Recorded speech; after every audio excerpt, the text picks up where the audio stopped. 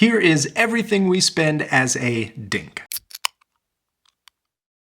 I'll put up a better chart in a minute, but I wanted to show you this. This spreadsheet is where we track all of our expenses every month, and we've been doing it this way for about 6 years. Feel free to pause it, look it over, but I'm going to highlight our monthly spend. And as a quick disclaimer, this isn't something to just show how much we spend. Overall, I wish that we would just talk about money more. There could be something in my expenses that you're like, holy cow, we don't spend nearly that much on. You need to rein it way in. Or there could be the other side where maybe we spend very low in a certain category that's very difficult for you to bring your spending back in. And then a conversation starts on how do you do that? How are you doing this? And then altogether we become better financially savvy.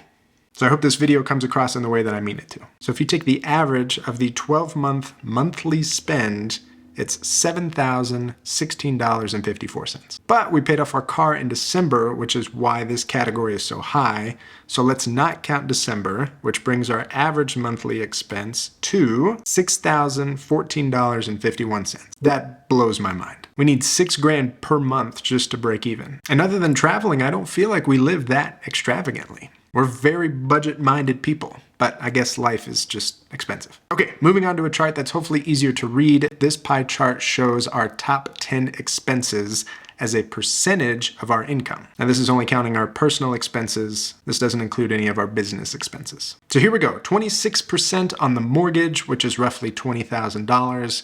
Currently, we are not paying any extra towards the mortgage and instead using that money towards investing. If you're curious as to why we decided to do that, check out the video in the description. I talk all about it there. 24% on the car, but remember we paid that off in December, which is why this chunk is so high. And that means that we won't have any car payments in 2023. So this entire chunk of the pie will disappear. 15% on travel. My wife and I love to travel. She's also a travel agent, link in the description. And so this category is probably higher than other people spend, but I'm also a big believer in not waiting to live your life until retirement. So I don't see this category decreasing for us anytime soon. 9% on tithing. Our decision to tithe could be a whole video in and of itself, and maybe I'll end up making that video. But to be honest, I am surprised that it's only 9% and not 10%. We tithe 10% of our paycheck, so we must have missed something somewhere. We also tithe from our business, so I imagine maybe in the end it all evens out to 10%.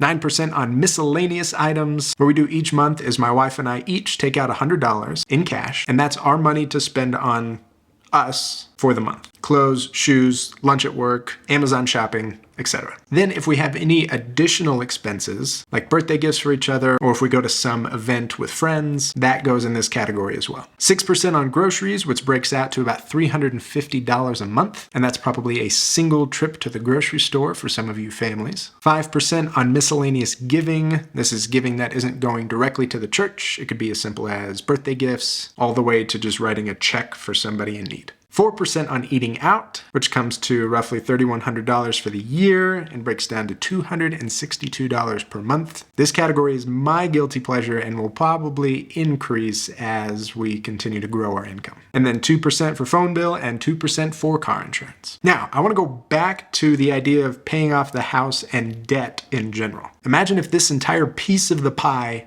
went away. Can you imagine? Man, that'd be incredible. So that's why it feels so enticing to pay off your mortgage early. But if you're strategic with it, you can use that debt to make a bigger pie for you and your family. And that allows you to do more things that you enjoy, all while increasing the amount that you can be generous with. So what are your thoughts on this? For those of you with families, what areas should we be prepared to change as we start having kids? And then for those of you that are also dinks, how does this line up with your spending? Let me know in the comments. I read all of them. I'm bad about responding, but we'll try to do a better job. Thank you all for watching. Please consider subscribing if you haven't, and I will see you next time.